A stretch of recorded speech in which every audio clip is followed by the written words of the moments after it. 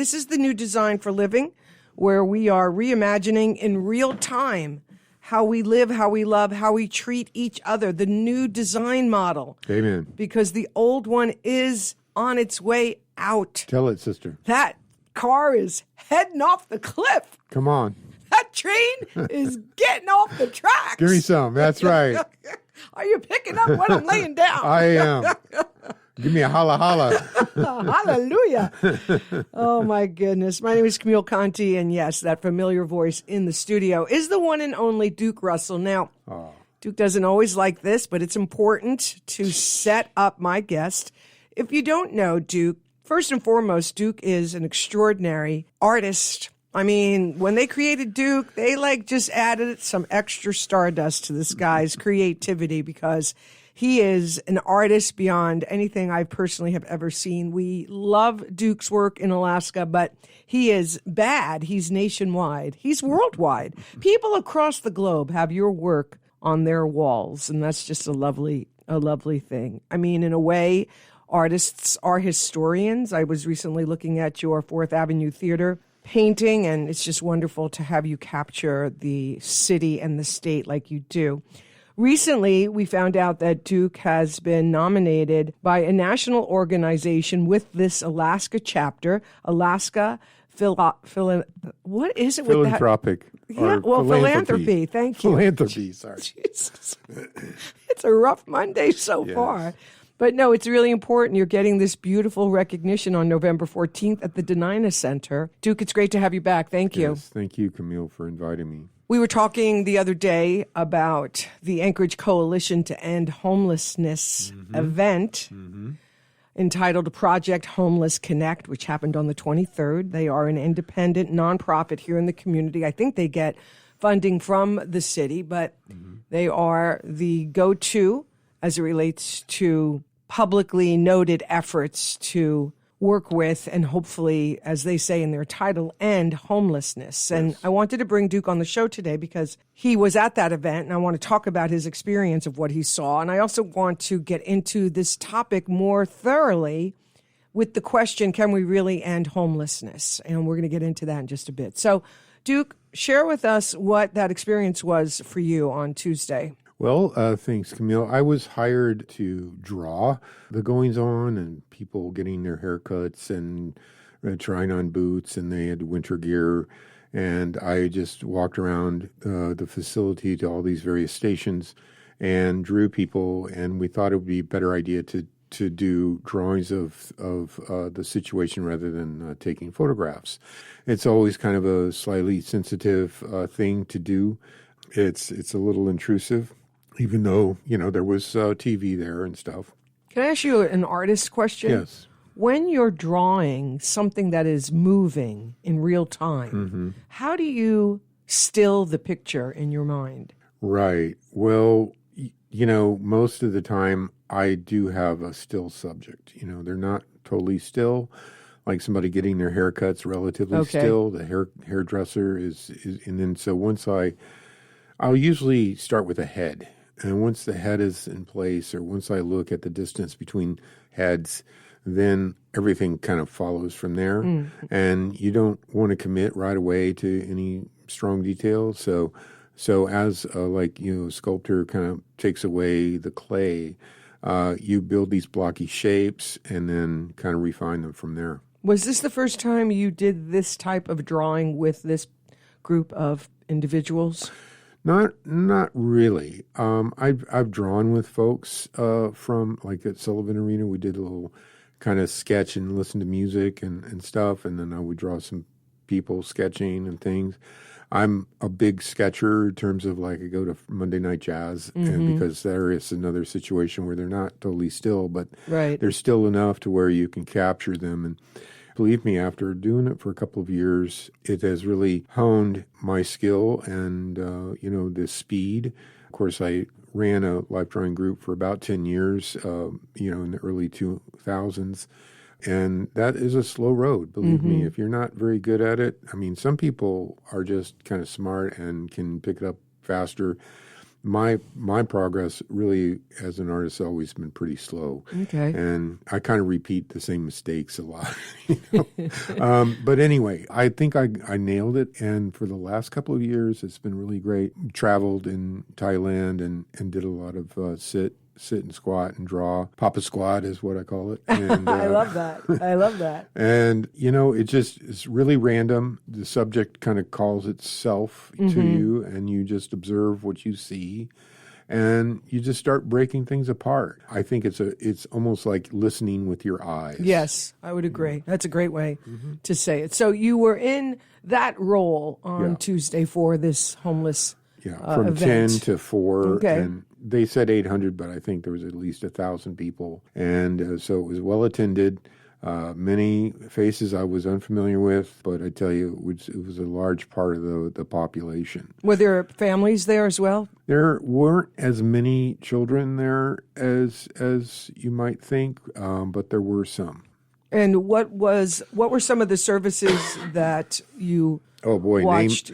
Name it. A lot of health services, mental health services, foot care, first aid kind of things. And also registrations for housing. Yes, to register for placement and housing, birth certificates and driver's license, haircuts. Wow. Yeah, there were several organizations that deal with housing.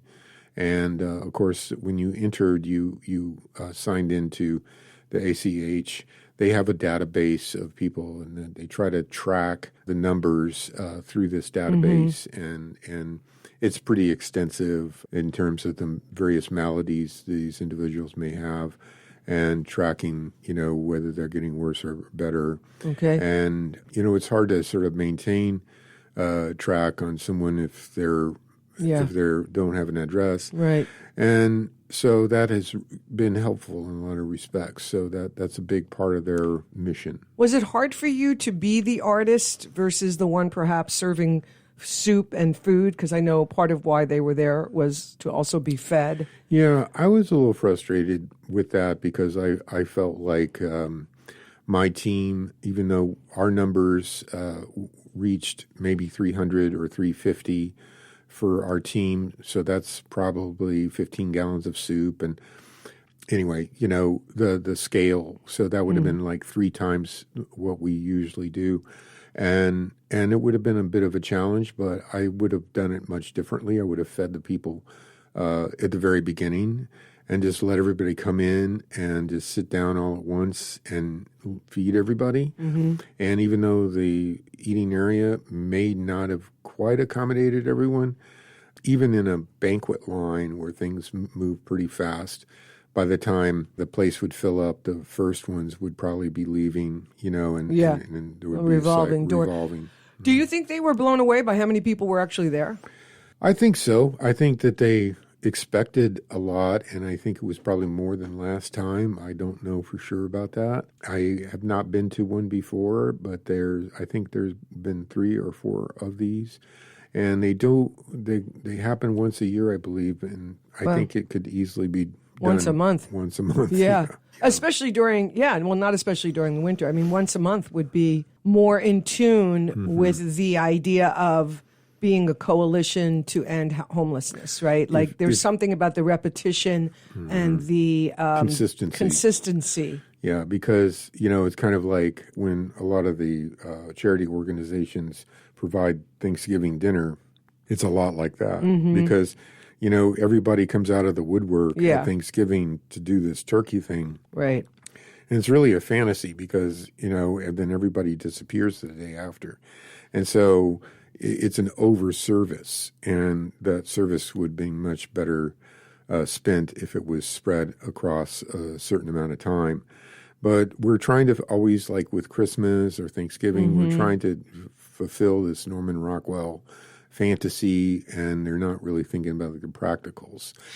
And this is why I wanted to have Duke back on the show, because when we were talking last night, for me, it's really, really important to identify the old design model versus the new design model. And when we talk about feeding people on Thanksgiving or Christmas or doing it the way that we have been doing it, it's not necessarily bad or wrong. Right. However, it is old. Yeah. It's a way that has run its course. And if it was designed to heal and or solve this problem, it has not. And not to say those moments aren't purposeful and meaningful, because they are. However, when we want to talk about seriously ending homelessness, we have to be willing to say all of that has to be scrapped, at least in our discussion, so that we can reimagine with some radical reimagination how we're going to tackle this. Well, one thing I think of with like Christmas, that we want these boys and girls to wake up Christmas morning and have some gifts and stuff, and that would be like the worst thought that we have in our imagination, that these kids go without on Christmas morning. And that is an internalization of something that is more about them than it is about the people they're serving.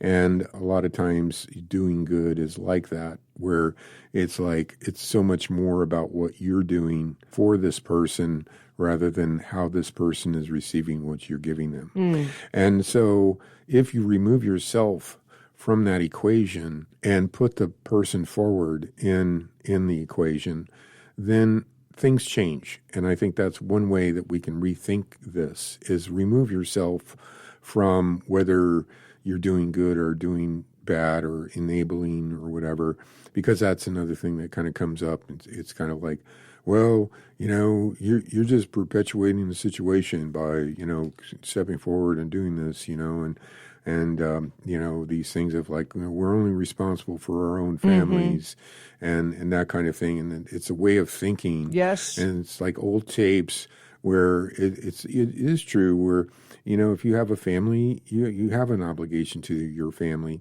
But it doesn't mean that by going beyond your family that you're like a communist or something, which is kind of like the implications is that you're a Marxist or you're a commie, and that it's everybody's one big family, and a lot of people have a very strong independent sort of gene in them that says all the hard work and labor stays within my family context, and that my hard labor is not for someone who is not willing to do it themselves or whatever. And all of that is the old program. Yes, all of that is the old way of thinking. The setup that the program embedded in us, this idea of separation, you, me, us, them, right, wrong, good, bad, that is the old design model. It's an either or.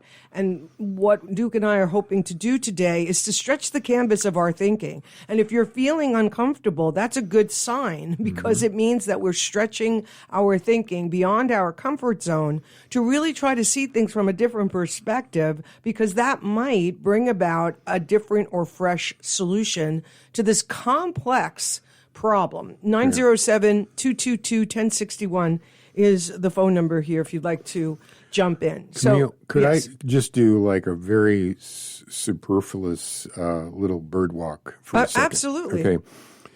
I was a young person. I was traveling on this tandem, and my girlfriend flew from Tucson, Arizona, to be with her family during Christmas.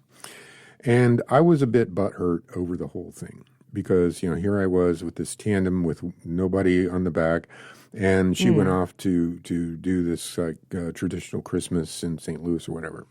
Lo and behold, I was hanging out the food co-op, and I was invited by this very young, beautiful hippie to go up to Sabino Canyon, right outside the city limits, and for Christmas. And so they were squatting up there. You're not supposed to camp in the canyon, but it's this amazingly eco-diverse desert place with a river and big rocks, and it looks just like this Eden of sorts, And I was so busy trying to feel sorry for myself that once we got up there and her partner made us a sautéed vegetable and rice thing for dinner, and it was all stripped down. There were no gifts. There was no anything but the stars above us and these beautiful cacti, and then just all of this wonder and beauty. And it was so different from any other Christmas I've ever had before.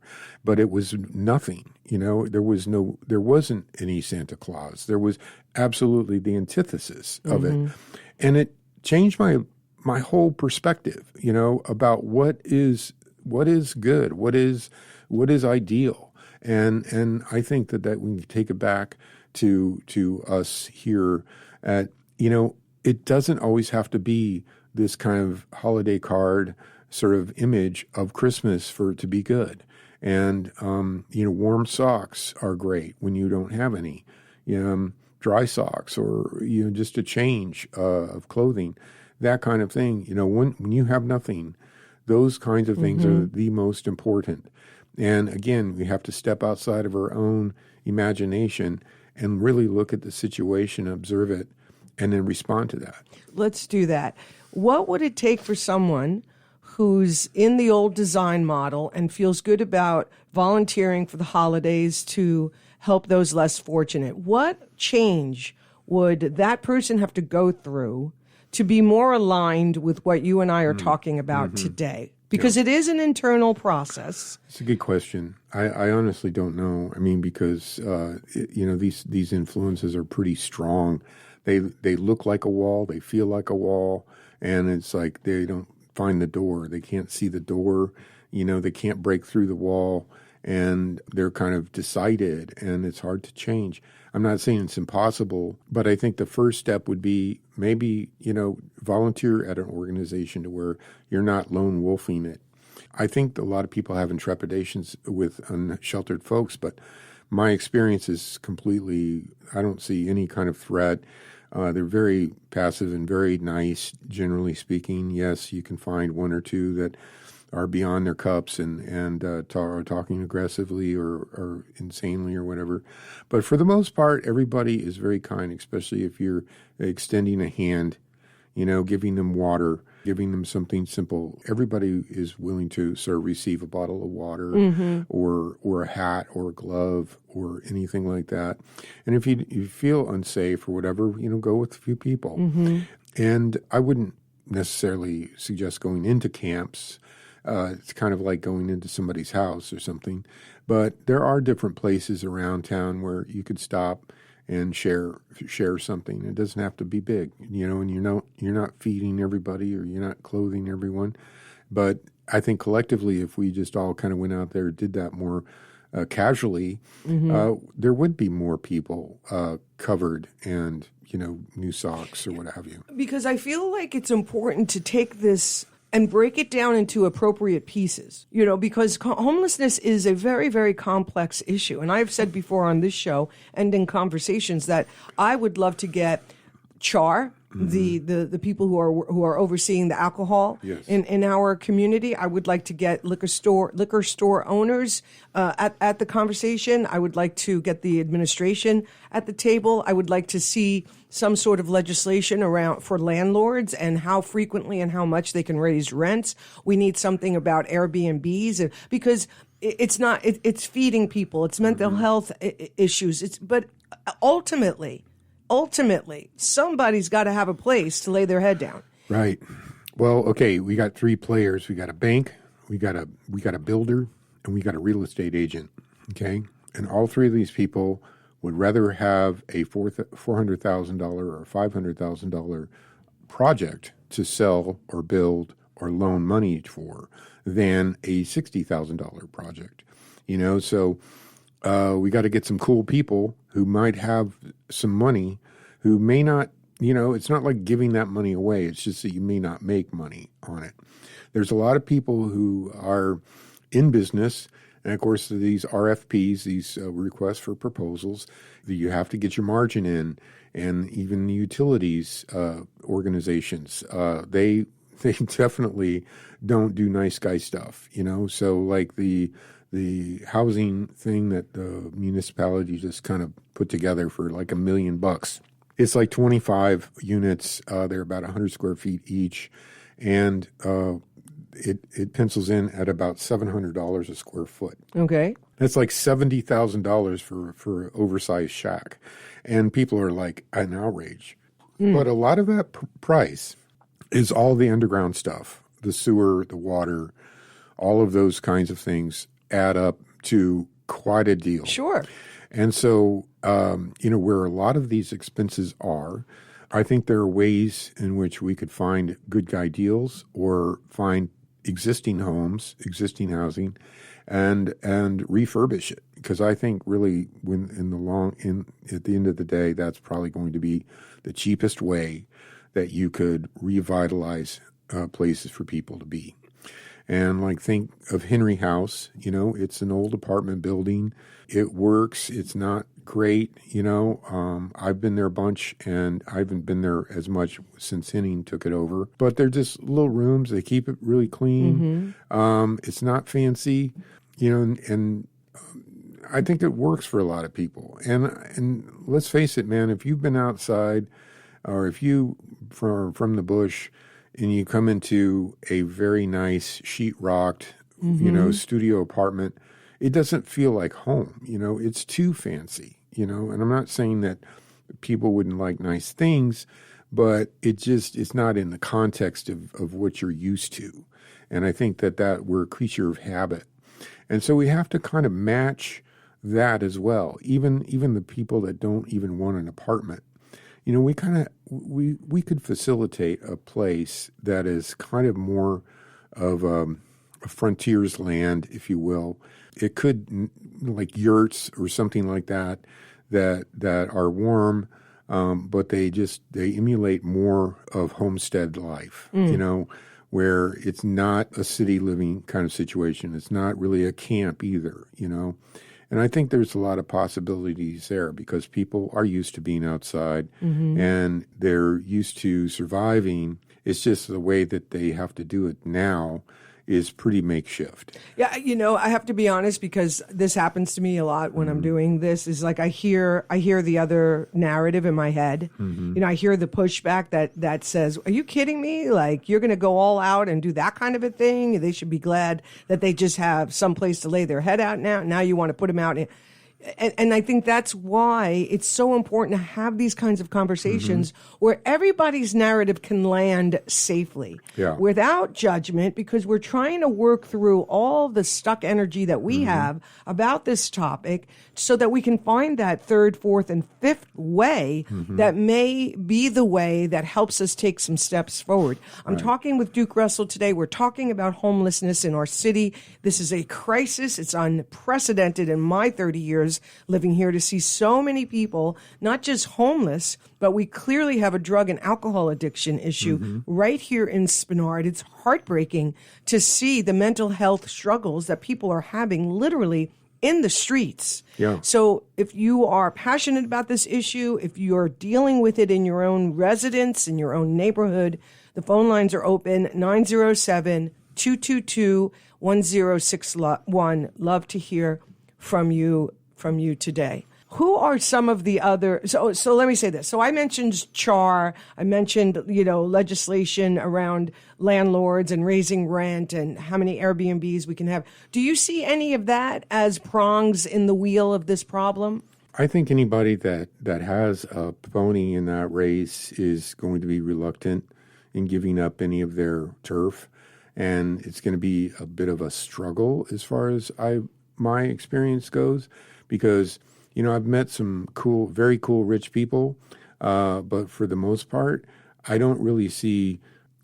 They may be philanthropists to some degree, but a large part that they relish in their money, and they do everything to keep it and to show it. Like there are situations I've been in where people are very well heeled and talk to contractors who have worked for people who are very well heeled. And oftentimes, because of this, they ask for more, and they kind of bargain and like say the punch list that you have, they add things to an agreement, and because the promise of making money, the promise of I have this wealthy client, and it ends up costing you much more because of the attitude that comes with that. And I know these gross generalizations, but I just think that when people are into real estate and they're into that game, they don't really want to give it up.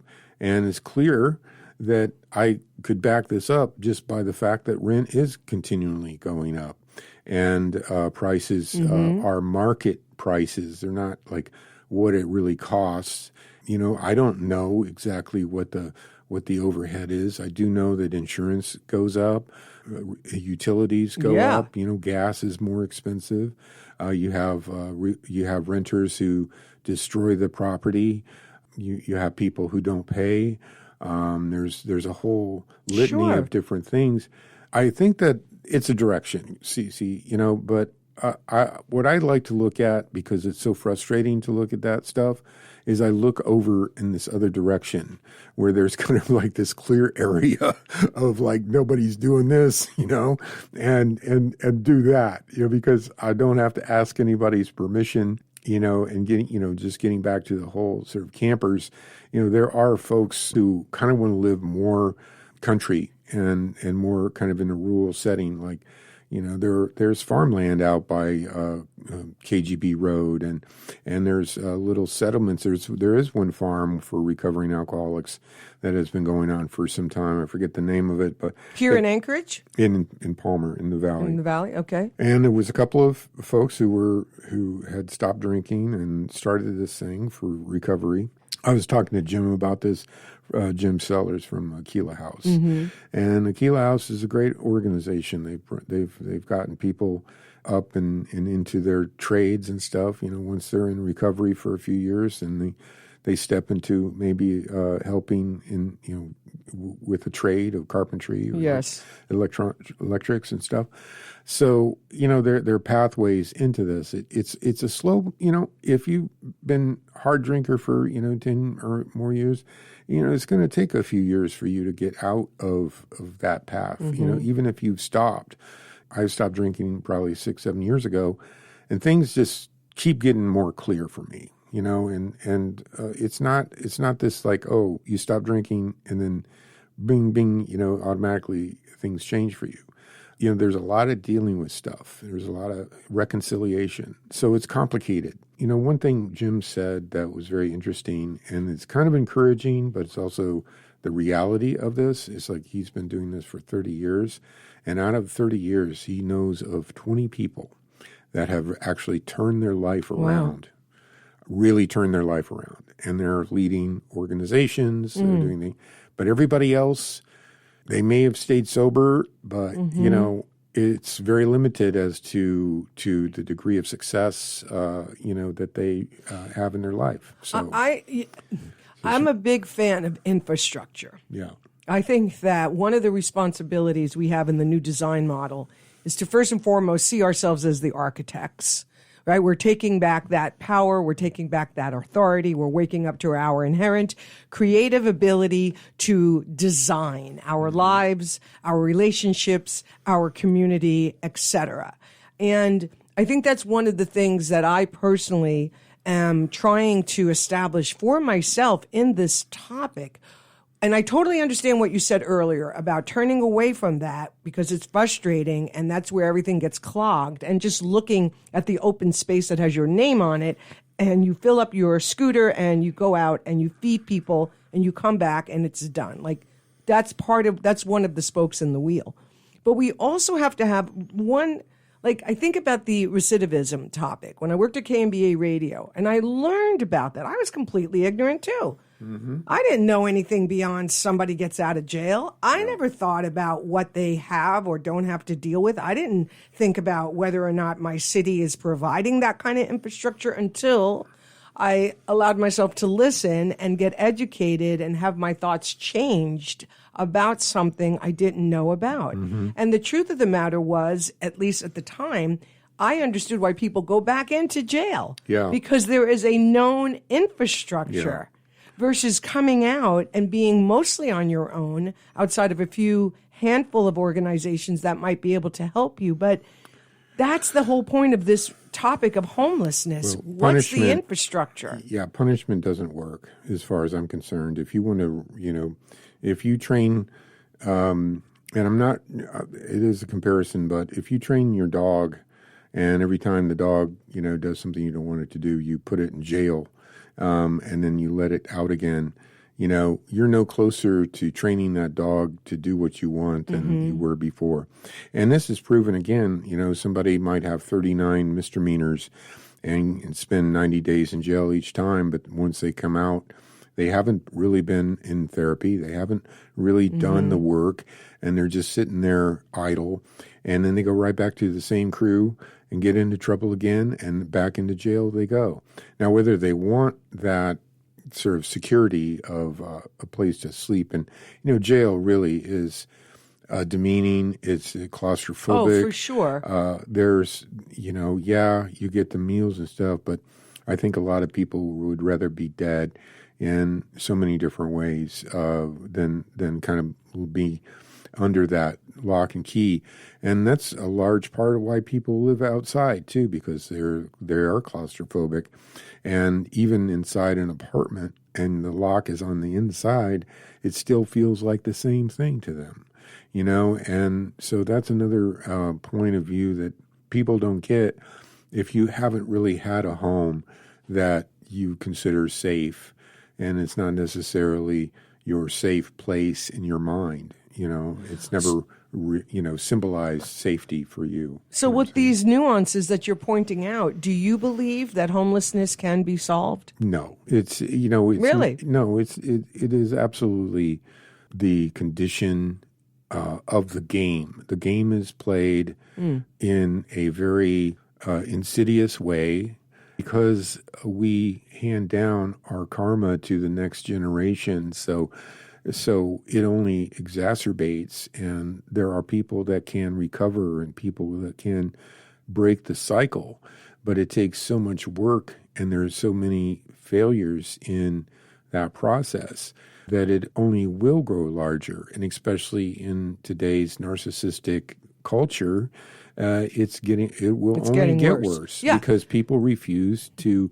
step outside of themselves to become part of the aggregate solution. And when you're talking about the game that produces this condition, and then the people who are playing the game go ahead and turn the condition into something illegal, right? It is insanity beyond any comprehension for myself. I mean, it is such a warped dysfunction right now that we are living inside of. That's why I try not to live inside of it, because from the inside, I too get angry and frustrated and I weep because it just spins you in circles. Yeah. And it's very difficult to understand, though we can mentally, like why we would want to just continually be so cruel to each other. We're not short of food. We're not short of money. Of course, especially here in the state of Alaska. We have empty buildings. It doesn't make it any easier. Like if everybody was being cool and go, yeah, you can stay at my empty house, but then it gets torn up or what have you. People don't respect the property or whatever. That's kind of the catch-22 of it. People have helped people and been burnt and been taken advantage of, kind of like a schmuck. And then that turns them cold to do it. But there's reasons that happens anyway. And there are folks who will take and take and take and not give anything. But that's a condition, and people are going to be like that. But doesn't mean everybody's like that. But if you want to find the evidence to not change, there it is. Yeah. All you have to do is take one of those and say, you see, why bother? Yeah, exactly. And the other thing that does, which is a problem, is that people tend to conclude who the homeless are. They tend to conclude the character of the population by the few. Right. Whereas we know there are families living in cars for reasons that are economic, medical. I mean, I've talked to people that have had to live in their cars, are living in the back of a van, are camping out on someone's couch or on their floor. I've always believed it's important to kind of dissect the population and try to start with the people that have the most opportunity to be settled, to be that you can help, that maybe aren't afraid of that locked door, that maybe don't have mental health or abuse issues. I think that there's a point there, but then you're starting to decide who to save and who to kind of toss, and or how about just who to start with? I like that too. It's kind of the same thing because you've got a larger group of people and you're picking a smaller group of people. Who gets the tiny home? Who gets the this and that? Who gets the thing of value and who doesn't? And then you start judging. And here's the way I like to look at it. And it sounds like a selfish thing, but if you are trying to develop your own aesthetic or your own sort of spiritual core, and you're trying to rehearse compassion, you're trying to rehearse empathy, and you find your stage to practice and to actually be in live practice of compassion. Well, you're going to be in a situation where somebody's not going to say thank you, or they're going to yell at you and why'd you run out of spoons, or some mundane kind of thing, like you crazy, like why are you like dissing on me because I ran out of spoons and I'm upsetting you. Yeah, it's not about that. This is what I'm trying to say is like when you're practicing compassion, you have to realize that you're going to be in those situations where somebody is kind of dissing you, and you have to keep your cool nonetheless, and you have to kind of separate yourself from that experience. And that's where the lesson is learned. That is where the maturity comes in, to where you can separate that and learn that it's coming from a different place. Is that what happened to you? Oh, on a pretty continual basis. And there's a time where I had compassion burnout. I was at Davis, and some people were acting out.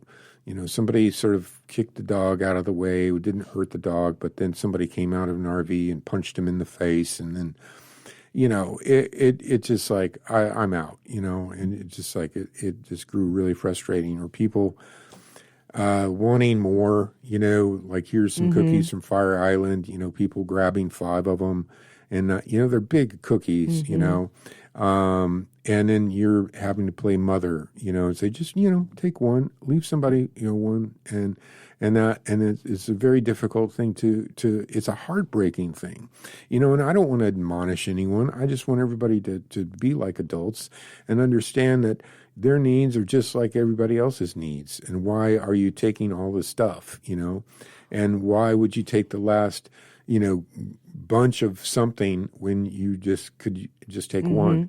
But we see that even with people who go out to the store and hoard paper levels. towels Yeah, or hoard of, toilet paper, yes, right? yes, Not thinking absolutely. about the other person. Can you tell me about the moment when this change happened for you and you first said, I'm going to feed people? Yeah, I went out. I was doing sandwiches at this Mountain View Community Fridge, and it was an unmanned pantry, and I was making sandwiches, and I was talking to people when I would load the fridge with sandwiches. I would talk to folks, and I learned about the Centennial Park and how Bronson had bussed everybody out there. I went on my scooter. I saw the situation, and I said, I'm going to go. I'm going to make some food for these. I can't not do anything, because I was really moved by how lost everyone looked, and they had no sleeping bags, they had no tents, there was no support. There were bears. They shot 5 bears in the first 3 weeks. People were literally fighting bears off with baseball bats, and nobody was out there to help them, to give them anything. Beans would come out there once a day. It wasn't adequate. It was just the bare minimum.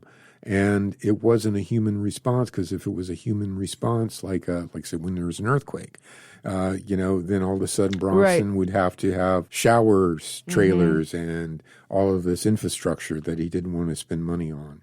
He just wanted them to lay in their bed, and they made their bed, lay in it, and punish them basically. And people said, "Oh, this is kind of a terrible situation," and he would go out there and film videos and go, "This is beautiful. Look, we got everything you need," and all this kind of stuff, when it was sort of Lord of the Flies, So I went out there, and I every day I'd go out there, and then Roger, my buddy, would help, and his crew would kind of help me serve. And once I got kicked out, because I was told the Salvation Army's got this covered, which they actually didn't. It was kind of a cover for some stuff, and I was asked to leave, because I wasn't bringing enough for everyone, and my personal safety. And there was if somebody got sick, Beans would be blamed for it. But again, I took insult to that, and no one was getting sick off of my food, and everybody loved me being there, and I was serving the people in a way that nobody else was serving them. But instead of being rewarded for that, I sort of was punished. Same with Sullivan Arena. We were really delivering, and they found some technicality. We were toasting bagels, and they considered that preparing food in this unpermitted area or whatever. It was just a very bogus thing. We're just making them look bad. We were serving hot cereal in the morning, and a week later, look who was making hot cereal all of a sudden. They were doing it too. And then, we were making soup, and they received what we were giving them, and as long as it was working for them. And then the minute that it was an uncomfortable situation, like people asking questions like, "Hey, we gave you all this money. Why is Duke and his crew having to go there and serve lunch?" Legitimate question. And anyway, so that's just the way the game is played. And I want to say that what Duke is describing is the old design model. That is absolutely an old way. In the new design model, he would be welcomed. In the new design model, collaboration is at hand. Not to say, certain boxes have to be checked and all of that, but it would be very, very different, because we recognize the more, the better. The more people helping, the better. The more people bringing food, the better. And so that is why I keep coming back to the old design versus the new design, because you could be listening to Duke and your mind could be misrepresenting what he's saying as something personal, though it is personal. But I want you to hear it through the filter of someone describing what their experience is like when they try to do this kind of work in the old design model. And how would the new design model welcome and encourage this type of partnership from the people, from the citizens, from the neighborhoods in the greater infrastructure that maybe is city government and nonprofits? The other thing with city government is I've kind of broke it down in my mind. Before COVID, there was no real strong efforts to deal with the unsheltered, and they have very limited. They would kind of deal with charities and so on, but the city itself had very little experience in dealing with this. And so when you break down the core of what city does, they collect taxes, they evaluate property, and they divvy that up between fire, police, and education. Of course, there's other entities and other aspects of it, but that's the core purpose. And if you think back, almost every mayor has had their hand in real estate, and in a kind of a large way. It is all based around real estate and keeping those investments alive and increasing in value. So that's what everybody's objective is in a lot of different ways. Now, who gets to pay for the taxes for the services of the city? That's always been fought about, the tax cap, the residential tax credit, and the fight between the two.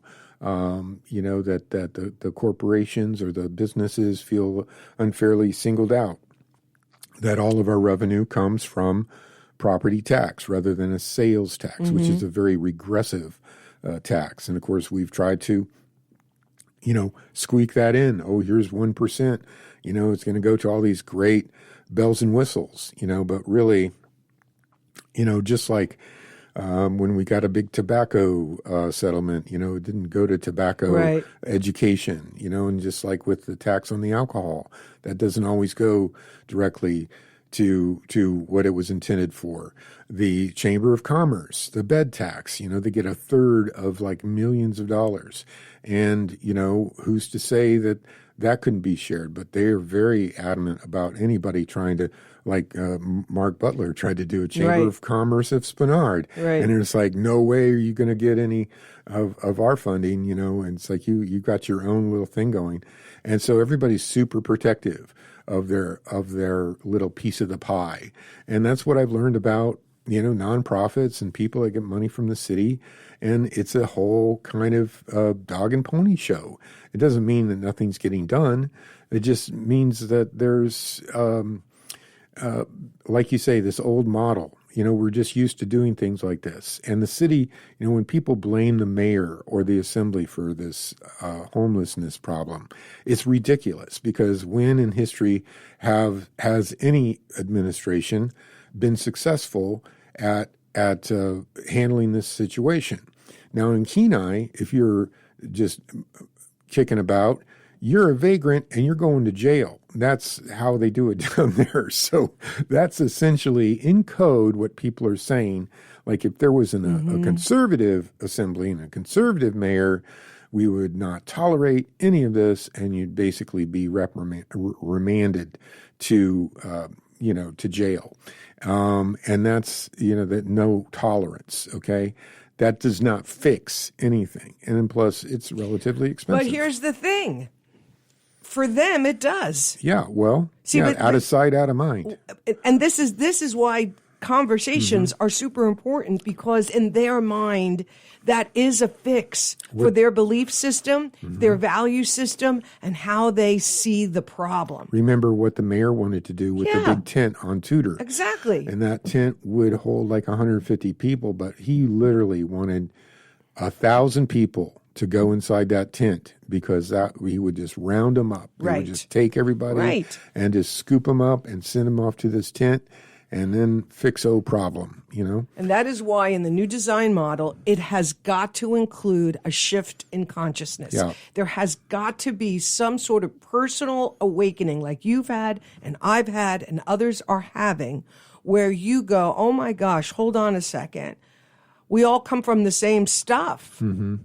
Like we're all interconnected, and as Solomon Burke sings, if one of us is chained, none of us are free. We have to get to that point in our thinking, like you had the experience when you looked at what was going on. It touched you personally, and you said, I have to do something about this problem. You touched on something about the value of people. And that I think there's certain folks who have the attitude that being that you are out on the streets, the value that you have, and especially when it comes to participating in our community and our society, that you're a deficit, and that so you have no value. That's right. But, let me tell you, any folks anywhere, if they have a son or a daughter, they love them just as hard, just as strong as somebody with money. And there is nothing that's different from a person who has nothing, no financials or anything, to someone who is well-heeled. We have all the touchy-feely stuff. We breathe the same air. That's right. All that kind of stuff is all the same. That's right. And our perceptions are the thing that keeps us in this idea that they're lesser than, and they are expendable. And we're seeing that confirmed and affirmed at the highest level in our country. And I personally am not going off that cliff. I'm out. I am not a part of that. I don't think that way. And I try to live my life in a way that shows what I believe, what I value. Because I was at a job fair on Friday, and I was with the company I work with, and there were like 1,200 kids there. There were 5 high schools, 13, 14, and some 15-year-olds. Duke, it changed me. And I talked about this on my show, and I did a little video because I thought, my gosh, what must it be like for these kids who are being handed a much more fragile world than my parents handed to me? Yeah. And they look out and they see the adults acting like children. They see the adults greedy, immature, hurting other people for personal gain.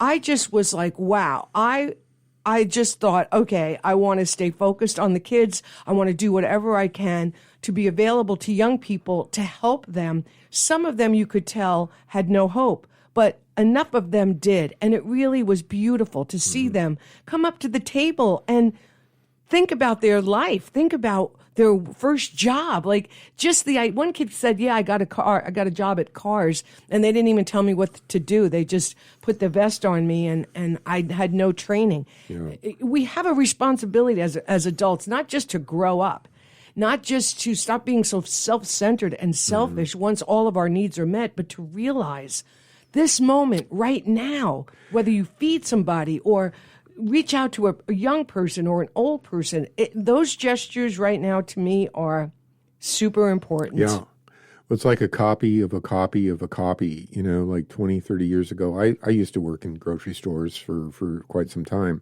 And, back in the 70s, there were box boys and certain people would give you tips even though you weren't supposed to take them. And it was like American Graffiti or something. It was kind of a cool job, and nowadays it's kind of like they don't bother to put you under their wing a little bit, exactly, and give you kind of like some structure.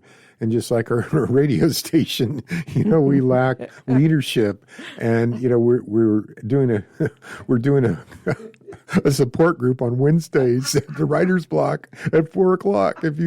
If you want to, I'll be there. If you want to support your poor DJ here at KONR, come on down and give us some emotional support because we're on our own here at the station. Yeah, we are, and we're doing the best we can to use this public forum. Yes. To bring important conversations. I don't know what other radio stations. We're lucky to have it. Yeah, we really are. I mean, I can't believe we haven't gotten a call. I know. I'm a little surprised, but, what are you going to do? Steve Heimel would tell me that I'm not giving out the phone number enough, but I am 907. He tells me that at every show. You didn't give out the phone number. 907-222-1061. But just a few minutes. I think, again, I stand with a town hall. I'm open to having a town hall. I think it would be great to have a facilitated town hall.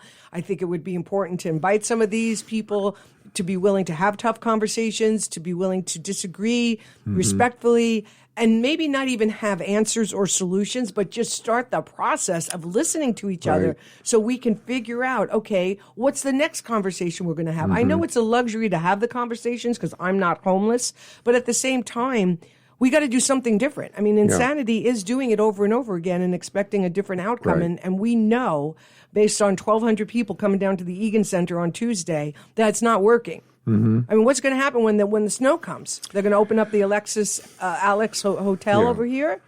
Yeah. But the problem there is that somehow they are getting alcohol, and I go by that area because I live there, and they're there. Then you have people publicly urinating. So it's a comprehensive problem that really requires everybody, not just the people we've spoken about, but us, the community, being willing to the degree that you are to be a part of the answer. Yeah. Yeah. So, what are you concerned about? Yeah. I'd almost not want to invite the mayor and the assembly and just so we can just turn our cheeks, because if we did invite them and they wouldn't come, it's kind of like they burned us, but we won't give them a chance to burn us. Yeah, one of the things the mayor said when she was on my show that I appreciated is that the most important thing she does as mayor is she listens, and she wished she had more personal time to be out and about, listening to the diverse groups in our community, because each group has different problems and different needs. And I realized, wow, this is not necessarily an easy gig in a city as diverse as Anchorage. 81 plus different languages, so many different cultures and nationalities and groups of people and economic needs and all of that. Well, she's in a pickle after Bronson. Sure she is. Because you want to appease the Save Anchorage people. You want to appease some of these folks without totally ignoring your values. So, you can't please all the people all the time. I do think that we have a lot of exciting members of our community. I know that I get a lot of support for what I do, and people are behind what I'm doing. Yes. And I just want to tell people that they can have their little solution too, that they can kind of get their own little thing going. I will align with you. I'm not like a depot. Everything gets dropped off of me and then I do it all, because it's just too much. I have to find a life balance myself. And but I do think the consistency of just staying with it and showing up does a miraculous thing, and you can't try to evaluate what that is. You can't go, look at the numbers. No, it's not for measurement. It's for experience. Exactly. Yeah. And the faith that once you decide to show up and continue to show up, that there are things that happen from that. And it may not be something that you ever get the answer to. Or see. Right. And you just have to have the faith that your heart was in the right place. You helped people, and then they helped others. That's another thing too. Is like when you help one person, they are inspired to help somebody else too. Yes, ripple effect. They'll take half that sandwich and give it to someone else. And which is totally happens. Yeah. Well, Duke, thank you for your time today. Thank you, Cece, for inviting me. Yeah, I appreciate the conversation. The Camille Conte, or rather the New Design for Living, is also a podcast. I've got all the shows, except this one, up at all the major platforms, Apple Podcasts, Podbean, etc. So you can listen to the other interview I did with Duke several months ago when we talked about, the importance and the value of community. So there's lots of good interviews there as well. All right, my friend. Thanks for your time today. Right. I super appreciate it. This is the New Design for Living. My name is Camille. Have a great day, and we'll catch up next week.